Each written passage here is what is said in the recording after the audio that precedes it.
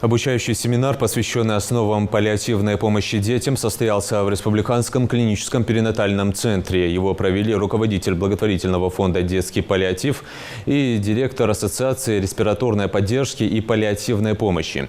Тема непростая. В России, по экспертным оценкам, неизлечимо больных детей около 180 тысяч. Для ингушских коллег не только прочитали лекции по этому направлению, но и провели мастер-классы для специалистов и родителей по кризисным ситуациям. Паллиативная помощь детская – это такое, скажем так, медицинское сопровождение, которое оказывается детям, которых нельзя вылечить, но при этом мы можем сделать так, чтобы эти дети не чувствовали своих симптомов проявления болезни. То есть болезнь у них есть, а симптомы максимально отсутствуют.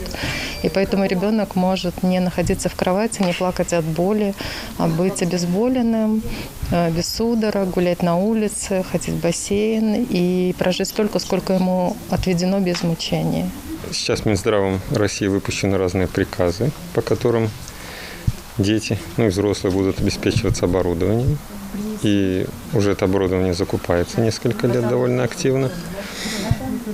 И основной вопрос, как его использовать, особенно на дому, потому что люди, которые никогда не сталкивались с этим медицинским оборудованием, им придется с ним работать. Второй вопрос, какие расходные материалы используются для этого, потому что их достаточно много. В принципе, я об этом и расскажу. Но хочу сказать, что это не очень сложно, и любой человек, в принципе, может это освоить. Особенно человек, который будет каждый день потом помогать своему ребенку. В общем, бояться этого не надо, это несложно.